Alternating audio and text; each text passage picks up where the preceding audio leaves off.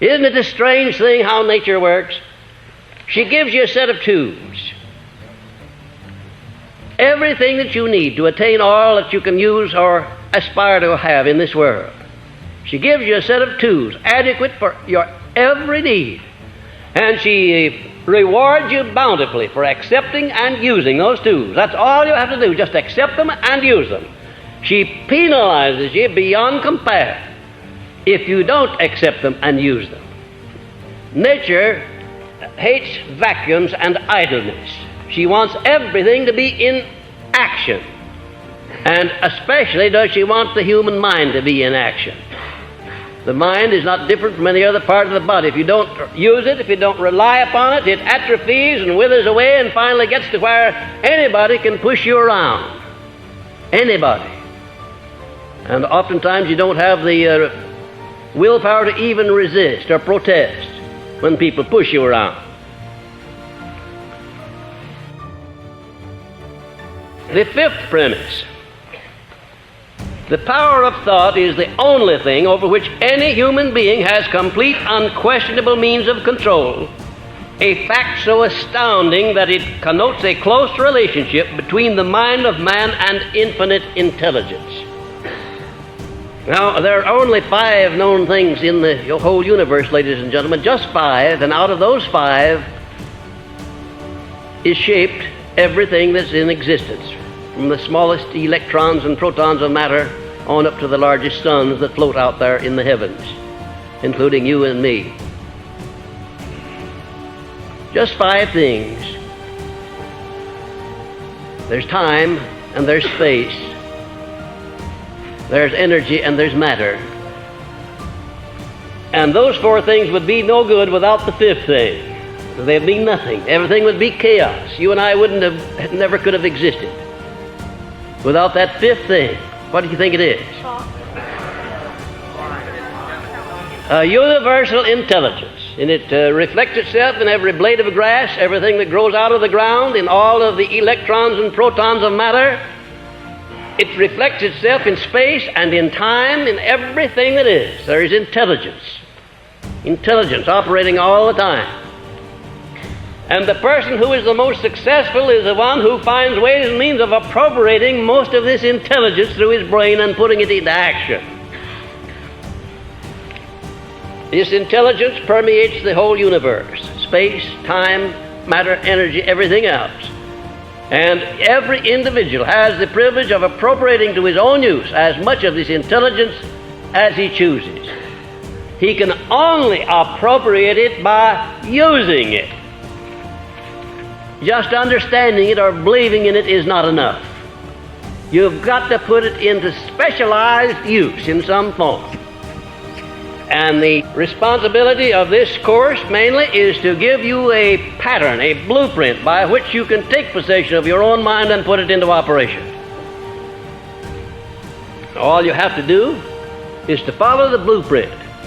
Don't just pick out that part of it which you like best and discard the other. Take it all as is.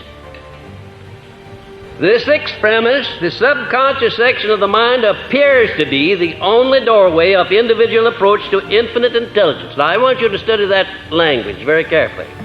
I said it appears to be. I don't know if it is, and I doubt if you do, and I doubt if anyone knows definitely. A lot of people have a lot of different ideas about it, but from the best intelligence that I have been able to use, best observations that I have been able to make through thousands of experiments, it is true that the subconscious section of the mind is the only doorway of individual approach to infinite intelligence, and it is capable of influence by the individual through the means described in this and subsequent lessons. The basis of approach is faith based upon definiteness of purpose. Now, there is one sentence that gives you the whole key to that paragraph. Faith based upon definiteness of purpose. Do you have any idea why it is that you don't have as much confidence in yourself as you should have? Had you ever stopped to think about that? Did you ever stop to think about why it is when you see an opportunity coming along or what you believe to be an opportunity, you begin to question your ability to embrace it and use it? Haven't you had that happen to you many times? Doesn't it happen every day?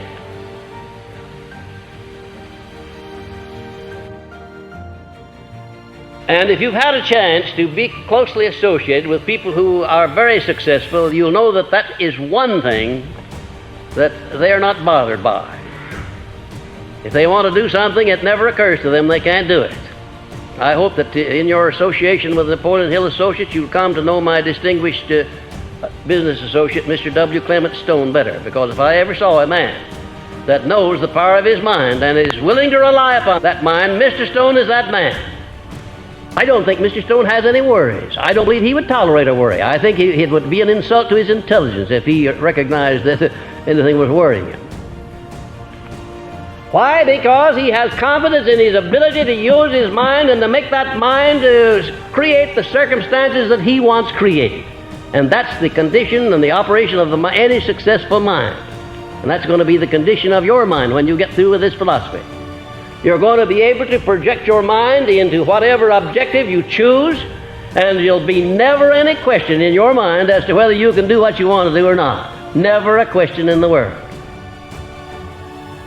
Both of a receiving set and a broadcasting station for the vibrations of thought, a fact which explains the importance of moving with definiteness of purpose instead of drifting, since the brain may be so thoroughly charged with the nature of one's purpose that it will begin to attract the physical or material equivalents of that purpose.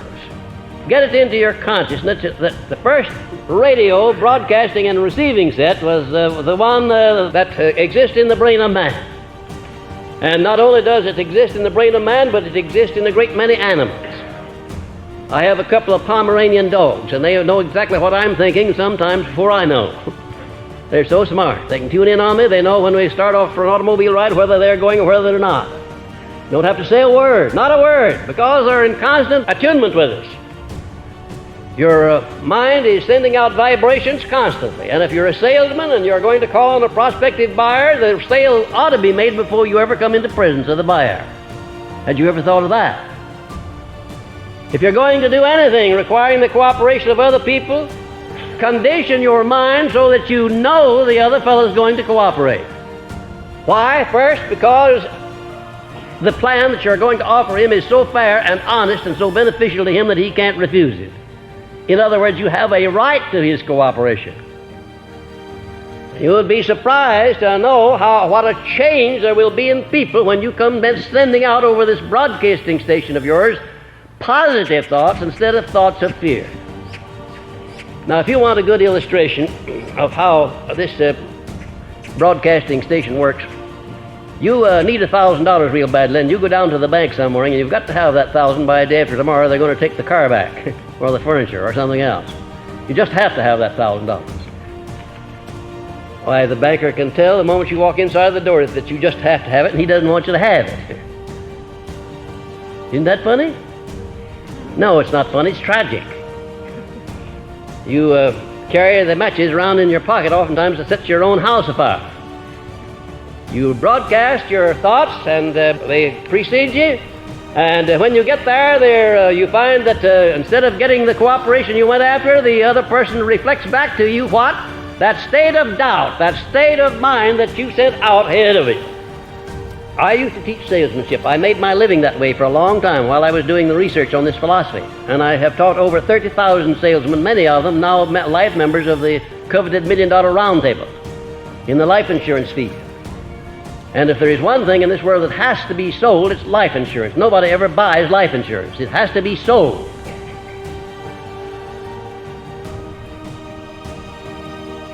And the first thing that I taught those people under my direction was that they must make the sale to themselves before they try to make it to the other fellow.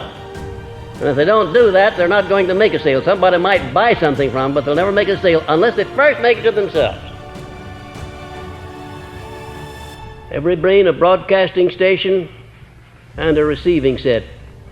And you can attune that brain so that it'll attract only the positive vibrations released by other people. Now, that's the point I'm coming to and that I wanted you to get.